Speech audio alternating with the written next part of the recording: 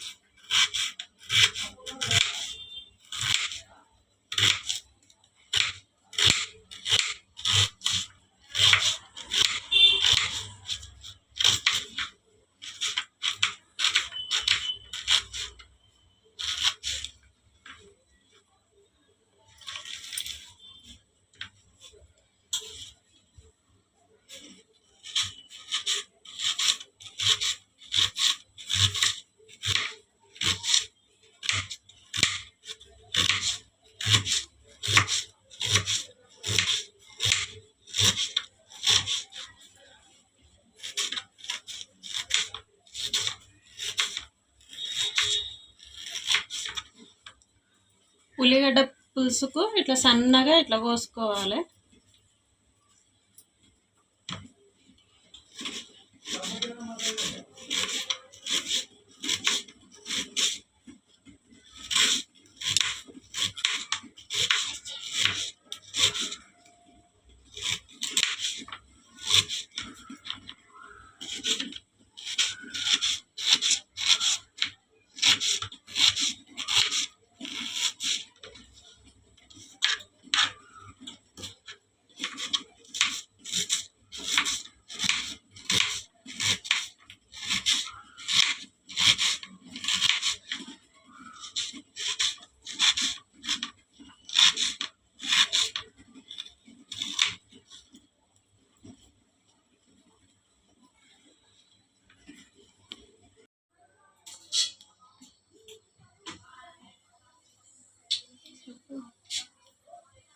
ఆవాలు, జీలకర్ర, కొంచెం ఎండిన మిరపకాయ గింజలు, కొంచెం శనగపప్పు,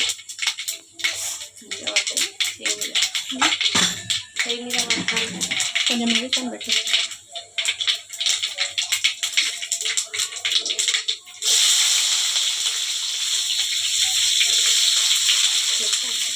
ఉల్లిపాయ వేసుకోవాలి. ఎందుకంటే పచ్చిమిరపకాయలు వేస్తలేను, ఎండిన కారం పొడి వేస్తా కాబట్టి అందుకే పచ్చిమిరపకాయలు వేస్తలేను. మీ ఇష్టం, మీరు వేసుకోవాలనుకుంటే వేసుకోవచ్చు. నేనైతే ఇట్లా వేస్తాను.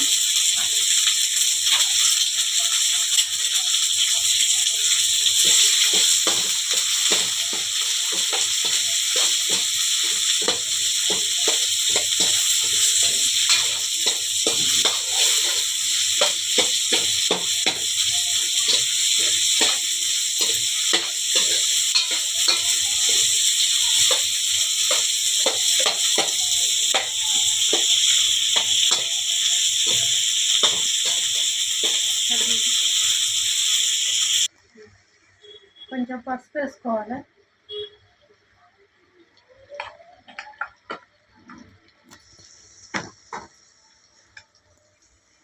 కొంచెం అల్లం,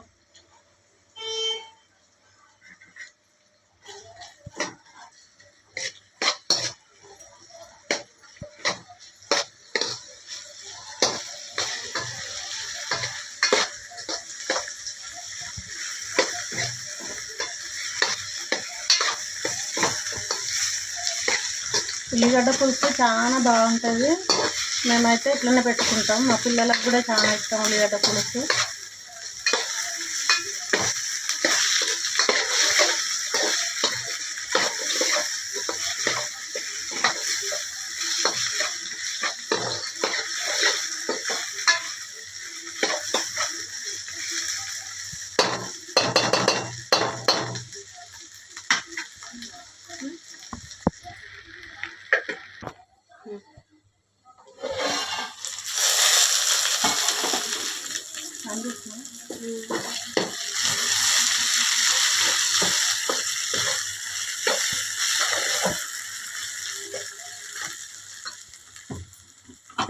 కొంచెం ఉల్లిపాయ గోలినాక కొంచెం కారం వేసుకోవాలి.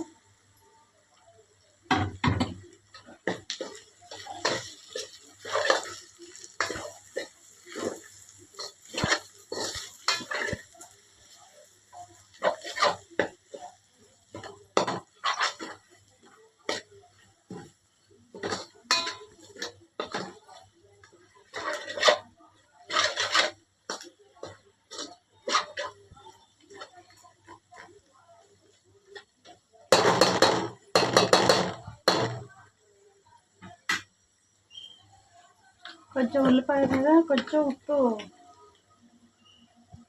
ఒక స్పూన్ ఉప్పు వేసుకోవాలి.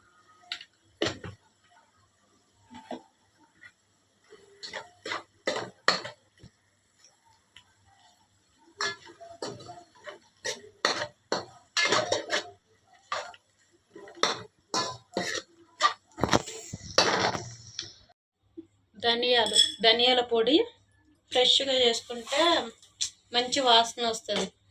ఈ మెంతులు, జీలకర్ర,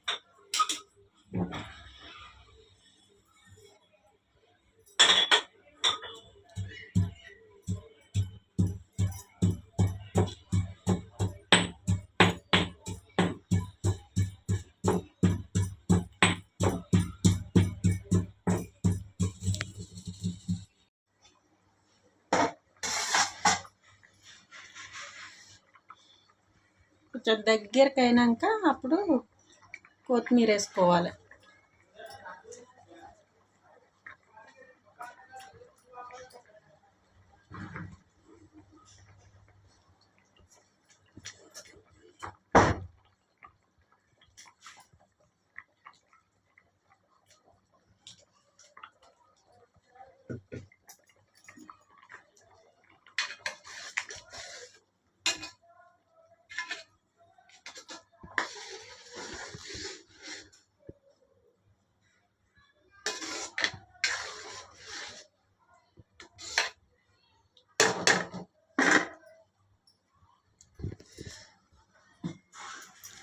ఇందాక దంచుకున్న మెంతులు, జీలకర్ర మెంతుల పొడి ఇది దంచి పెట్టుకున్నది. అంటే ఎమ్మటే దంచి వేసుకుంటే అప్పటికప్పుడు మంచి వాసన ఉంటుంది. కూర కూడా చేపల పులుసులాగా వాసన వస్తుంది. అందుకే ఎప్పటికప్పుడు ఇట్లా దంచి వేసుకోవాలి జీలకర్ర మెంతుల పొడి.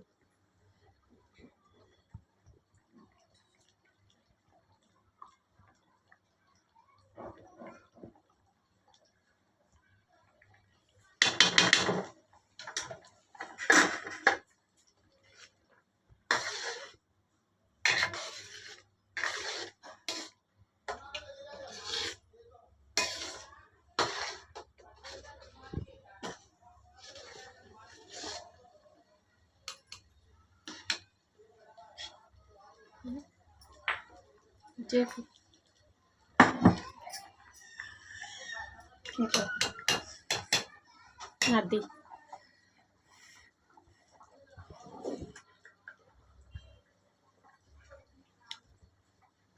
సూపర్ ఉంది.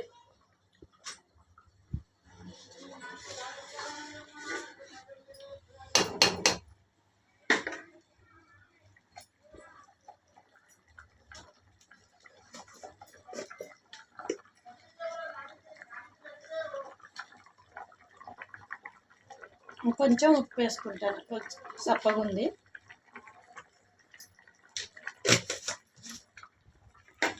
చూడు ఆ పిండి పోసినాక కొంచెం చిక్కగా వచ్చింది చూడండి, ఇట్లా చిక్కగా వస్తుంది.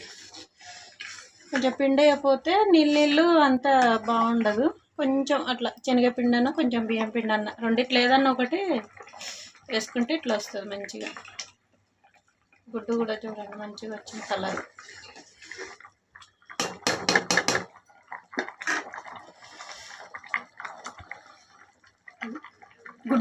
గుడ్డు పులుసు రెడీ అయిపోయింది.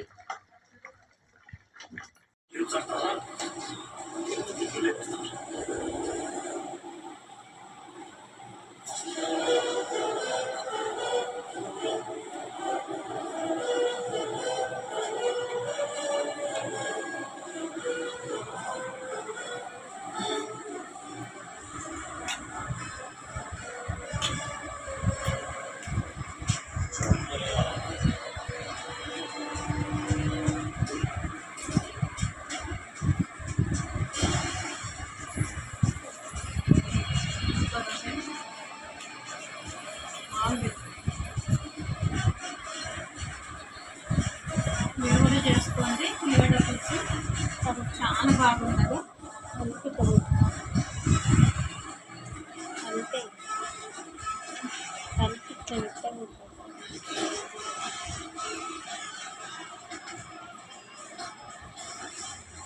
గుడ్డు చూడండి ఎంత బాగుంటుందో.